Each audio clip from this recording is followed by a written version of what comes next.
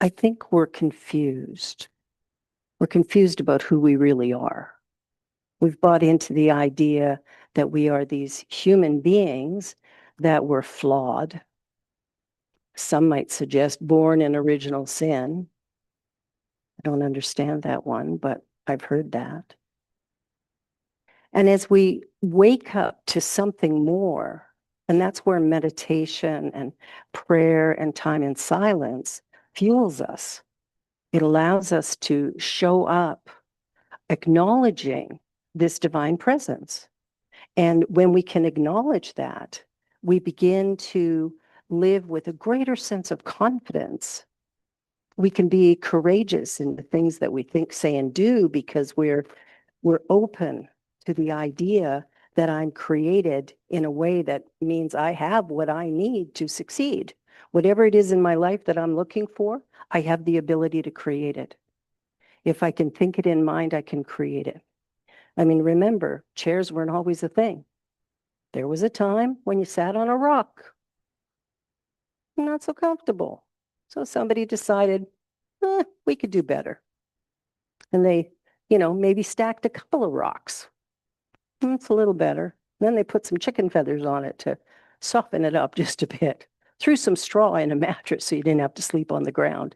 There's all sorts of ways that we have evolved to the place that we are today, but it came from an idea in mind. That's the only thing that changed. So what are you thinking? Where are you at in your thinking? Because your thinking is going to create this world. So what world do we want to live in?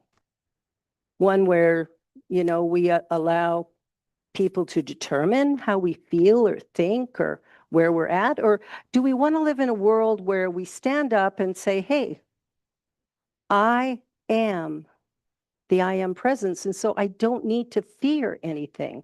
I don't need to fear other people. I have within me a kind of radar that allows me to know what's good for me and what's not. So what's good for me today? What's good for you today? Well, we listen to our intuition. So I had an experience a few years back where I renovated my whole house. New roof, new front porch, new landscaping, new driveway, put in windows, doors, painted everything, changed the bathroom. So a pretty big project. You know what was funny about that project? Nobody came in over budget. Nobody was late in performance and everything went smoothly. How did that happen? I mean, anybody who's ever done a renovation knows that's not how it goes. There's always some little hidden thing, some little thing that catches us by surprise or something that goes wrong. But I'll tell you my secret. When I hired all of the different contractors, I did one thing. I listened to my heart, my intuition. If I felt uncomfortable with the person, didn't matter if their price was the best, I didn't choose them. I chose the people that I felt good around, that there was a camaraderie, there was a way of being that worked. And other people, although they were pleasant and everything, there was just some kind of a disconnect. So when we listen to our body, we can hear the divine speaking to us moment by moment. It doesn't happen by accident. It's not happening to the privileged few. We might talk about Jesus and go, well, he was the Christ. Well, so are you. So there's no difference. So why could he turn water into wine? Because he believed he could. Why could he walk on water? Well, first off, he got out of the boat. Most of us don't do that. And secondly, he believed he could do this. Now, in the wintertime, it's much easier. Not necessarily on Lake Ontario, however, because it doesn't freeze. But the thing is that we have within us potential, possibility. We have within us the ability to create a life that is absolutely on point, and it requires that we do it together. You've all heard the phrase, no man is an island. We're all connected one to each other, and it is in those connections that we find our strength, our wisdom, our possibility. It's in that connecting with another person that we start to see what it is that we possess. And with teamwork, we actually can create really beautiful, remarkable lives. We can move forward in a way that is absolutely brilliant because we have resiliency, because we know who we are. So the journey that we're on is not not necessarily for the faint of heart, but we're not here to be spiritual. We already are that. We're here to figure out how to be human. Remember that poem that David wrote? He said, what, this whole living thing is not easy. The whole living thing is not easy. That's the hard part. Living is the hard part. Living this human experience. There's other people who don't like us or who say things to us that are, less than nice. And then there's other people who are so kind and so loving and so wonderful to be around that we just want to spend more time with them.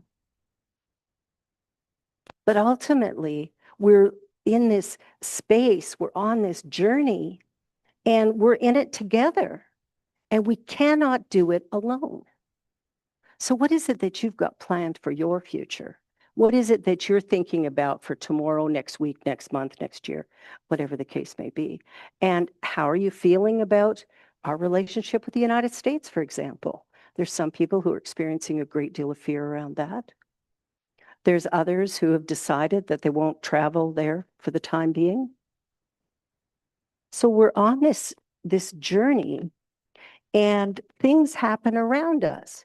There's a war in Ukraine, and there's wars in the Middle East, and there's war in Israel and Gaza. There's stuff going on around us that would suggest everything's bad and terrible and awful. But that's what's speaking loudly. What if we start speaking louder? What if we start talking about what we believe?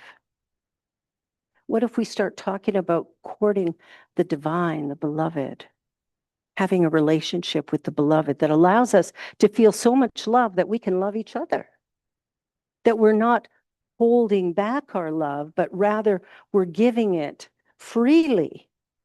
And by love, I'm not talking about the relational type of love between two people. I'm talking about the energy and vibration of acceptance, of honoring one another, of really allowing each other to form a part of our existence in a very knowing way. Because it's the truth. We are one. We are connected.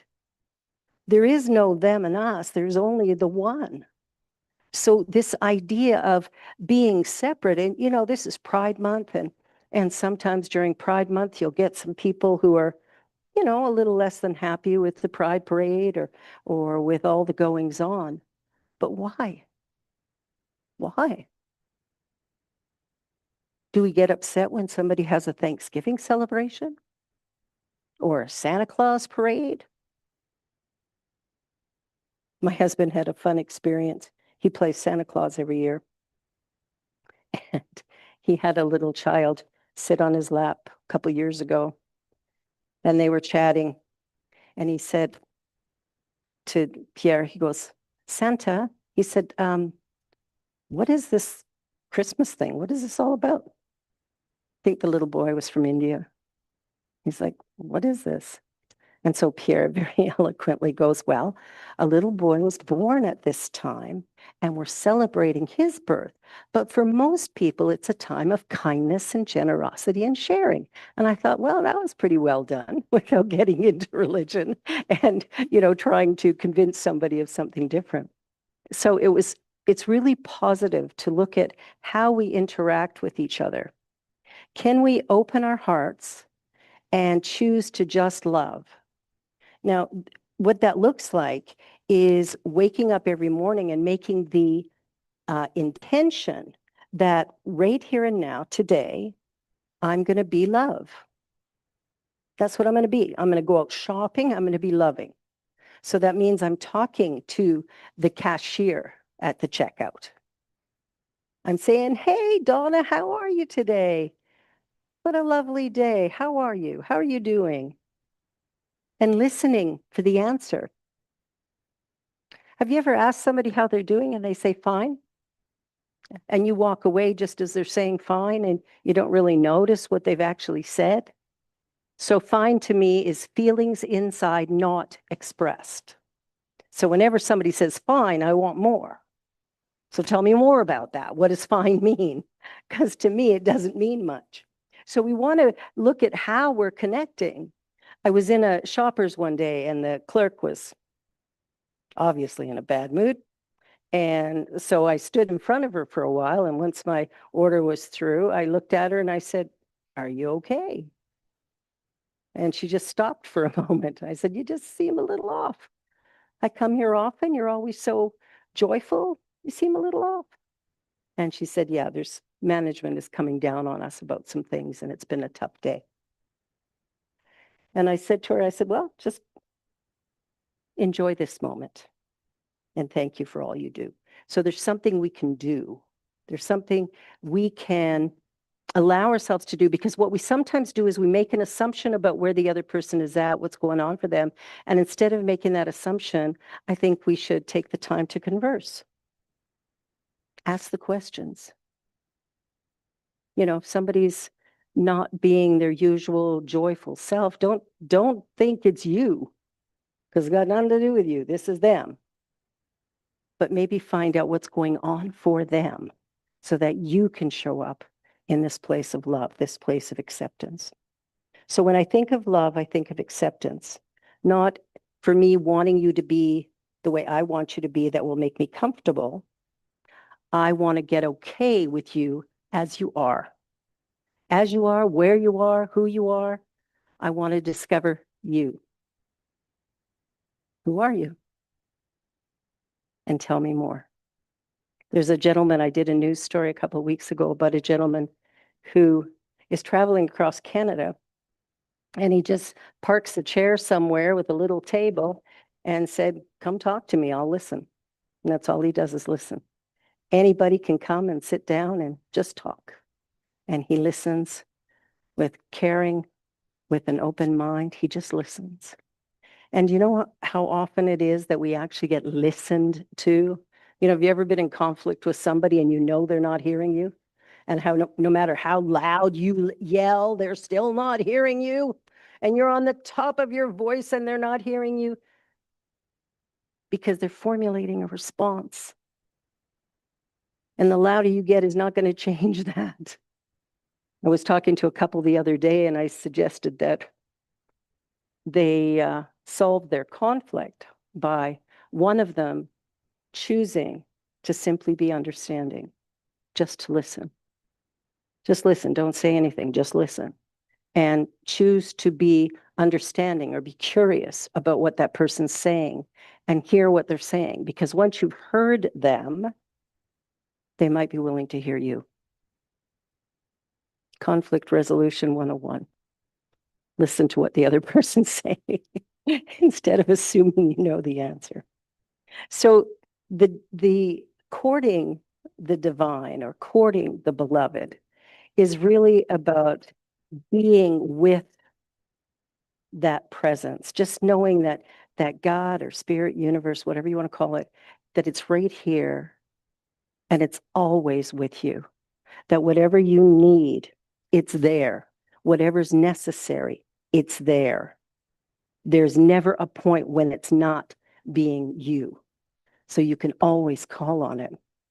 And when we're doing that, that means that we're staying in the now moment. We're staying present. We're not living in the past, worrying about what mom did 45, 55, 65 years ago. We're in the present moment, enjoying the present moment, enjoying the people that are in that moment, allowing ourselves to be patient, to give up our desire to be right. Ooh. Would you rather be happy or would you rather be right? I spent years where I'd rather be right, but I got over it. I'm cured. That idea of being with people, and there's that moment where you go, yeah, but. I think I did a talk once called, yeah, but. Because we do. We have that idea, yes, but. And we want to put that but in there. But that but means I haven't heard anything before, or I didn't mean anything before this. So today I want to invite you to really spend time thinking about your meditation and your prayer time and what it means to you. And can you do it consciously? Can you take the time to really be conscious about how you're responding to your meditation and prayer time? Do you do it hit and miss, or do you do it every day? Is it a constant, or is it a rarity? What is it that you're doing? And can you choose to be in the presence of the divine moment by moment and day by day? Your homework is to do that, is to every moment that something's going on, just think about what you truly desire. Think about what really matters and ask yourself, am I courting the divine in this moment?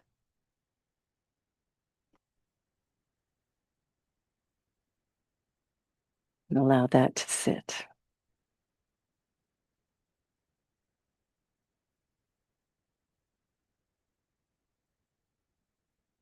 Courting the divine. Well, it is that time in our service where we give back a little bit of our good. And so I just want to invite you to say the abundance affirmation with me. Sit up. Here it comes.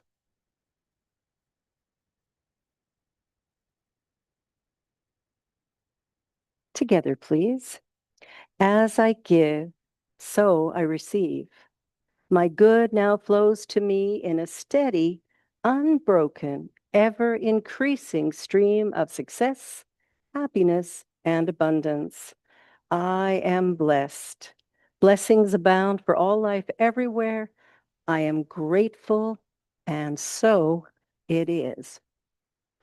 And as a charitable organization, there's a number of ways you can give. And I know last week we were having a little bit of difficulty with the admin at ujoyc.ca, but it is fixed. So if you tried it last week, it's now fixed. So you can do an e-transfer to admin at ujoyc.ca, or you can go to our website, which is still cslonthelake.com. Our new one should be up soon. I think we're having a meeting this week about it. And you can go there and click donate, or you can mail a check to the Universal Joy Center at 28 Sir Raymond Drive in Toronto, Ontario, M1E1C2. Or in person, cash, check, debit, credit, you name it, we accept it. What's that? We'll take it. We'll even take cash. Believe it or not, we'll even take cash. All right. So thank you all for being here. Thank you for all that you do. Thank you for all that you are. And let us just do a gratitude blessing. So it is with great gratitude that we receive the gifts of your presence, the gifts of your time, the gifts of your talent, and of course, the gifts of your treasure. We receive it with love, with grace and gratitude. We use it wisely, and we use it with great love and appreciation. So with grace, I release and let go, knowing it is done.